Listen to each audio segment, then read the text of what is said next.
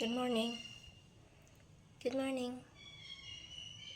Good morning.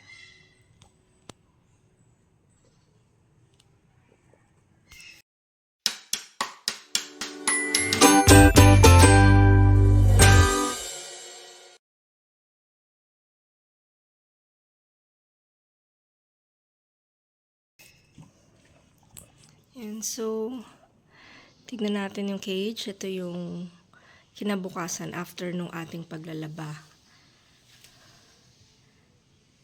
So, ngayon, magsa-spot cleaning tayo. So, ang ginagawa ko, tuwing umaga, tsaka bagong matulog, doon ako nagsa-spot cleaning. Tignan natin kung saan yung mga areas na maraming poop.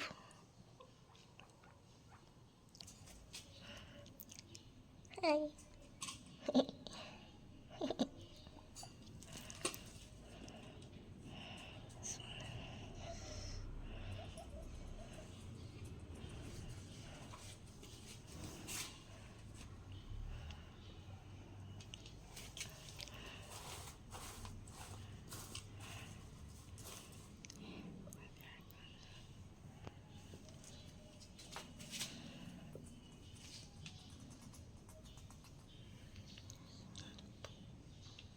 Lots of poop. And this is where it's most concentrated. There you go. That's where they poop and pee. So this bath mat is probably super wet. So I will need to change that.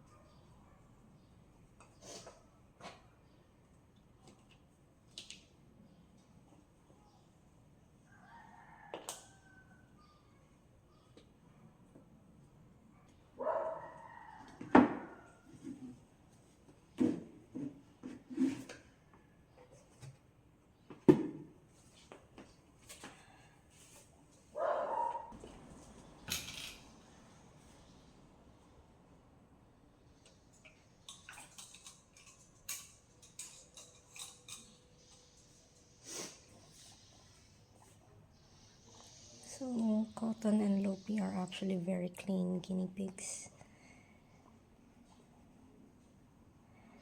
They have really good potty behavior. They have kept the hay box dry. So they really almost potty only in the pig loose. So yan muna yung ginamit ko kasi hindi pa tuyo yung mga nilabhan. Oops, someone's popcorning.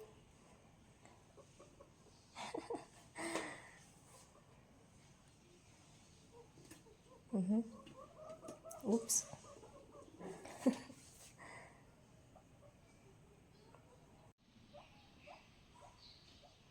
Yes. Are you saying something? You want to say something? Loopy? You want to say something? Huh?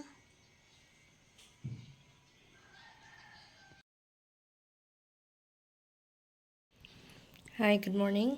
So, ito na naman yung next day. Maglilinis ulit tayo ngayong umaga ng cage nila. So, spot cleaning lang ulit. Wawalisin lang natin yung mga areas na maraming poop. Right? Right? Yes. Yes, yes, yes. Good morning. Oops. Okay. Oh. Hello. Hello. Ayan. So, kung titignan nyo, dito, malinis. Hindi sila nagpo-poop dito. Kasi andito yung pigloos at saka yung bath mats. So, pag tinignan natin, diba? Minsan, tumatambay din kasi sila sa dulo. Dito sa gilid. Gilid pala, dyan. Kapag meron kang pigloos dito, meron kang bath mats dito, dito lang sila pupoop tsaka magpipi. Yan. So, dito ngayon yung area na madumi tsaka basa. Yan yung lilinisin natin. Ngayon, kukunin natin yung isang bath mat na pinatuyo natin kahapon. Ilalagay natin dito. Para habang ito naman yung natutuyo, dito naman sila. Ito, this is very dry. This area, very dry. May pellet. Walisin din natin yan. May mga konting, mga talsik-talsik, pero, yeah, walang poop. No poop at all. Unlike here, yan, sobrang dami. Tapos, ito, yeah, still dry. So, ang gagawin ko lang is top that with new hay. So, nagiging hay, anong tawag dito? Parang bedding din siya. I will just top that with new hay. And then, yeah, very potty trained si Cotton and Lopi. Usually, sa loob sila ng pigloo umiihi. So, doon basa. So, dyan ako magka-concentrate ng paglilinis ngayon.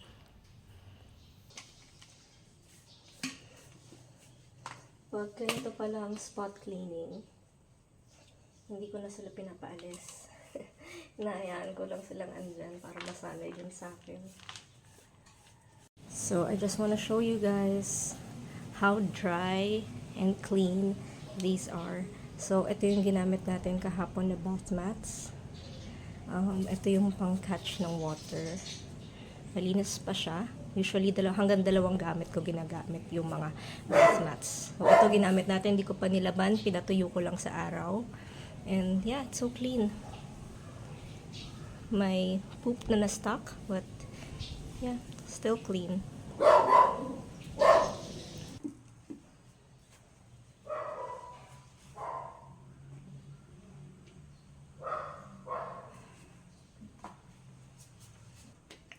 Madumi na. Pag may mga ganyan na poop and sticky na yun dito, I think it needs to be changed na. Iba na yung gagamitin natin. Kasi madumi na eh. Hugasan muna natin yan.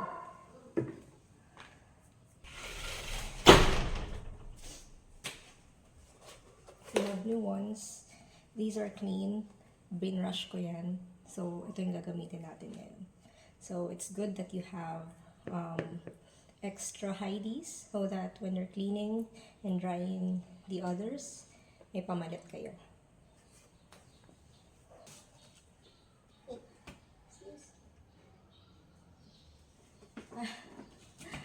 Fresh from the oven. Fresh from the oven. Meron na agad poop. Mainit-init pa.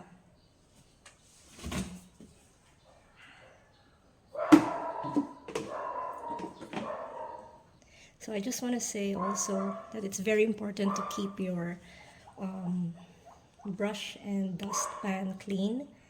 So, ito just a few days. May stain na. Pati ito. Yeah, pati ito binabrush ko. What I do is, Put detergent powder here. Tapos gaganong ko lang. And then, of course, water. Then just wash it like that. Brush it like that. And then, yeah, you make sure this is clean also. You don't want this to be stuck with poop because magkakaroon din ng bacteria doon. So, kapag madumi na yung broom and dustpan ninyo, linisin nyo rin. Otherwise, yeah, madudumihan din kasi yung fleece ninyo. So, I have two. I have another brush. Minsan yun din yung ginagamit ko. Pag ito naman yung pinapatuyo ko sa labas. So, it is now 7:30 in the evening. Mag-spot cleaning ulit tayo. Ayun yung ginamit natin kaninang umaga, kahapon, at pinalitan kaninang umaga. Tuyo na siya. Tuyo na yan. So, ilalagay uli natin yan dito para itong side naman ay oops.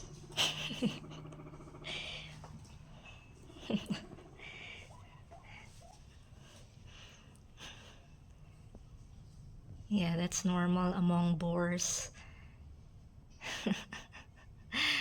Yeah. As I was saying, ito namang part ang lilinisin natin. So, let's check for poops. Let's check. Yep. Not as many as this morning. And that's because yung kahapon di ako nakapaglinis kagabi. So, mas maganda talaga pag 2 beses naglilinis. 2 beses sa isang araw. Morning and night. Para hindi dumadami. Hindi rin nababasa ng sobra-sobra yung bath mats. This side, I can see some poops. But definitely, it's a clean area. So let's spot clean this cage. By the way, before I start, I want to show you how clean this dustpan is. Inugasan ko yan kanina. See, there are no poops, no pee stains. And that is why I'm going to use this other brush tonight because the other one is still drying.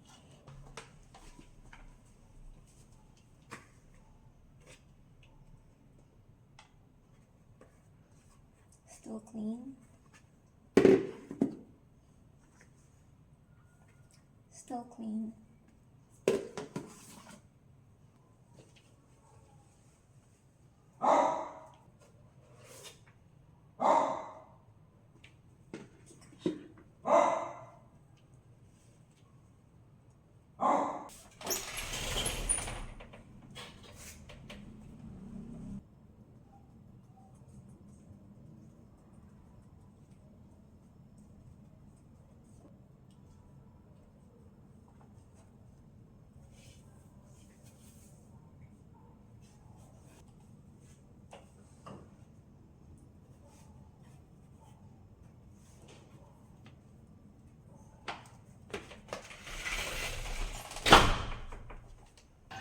Ito yung brush natin.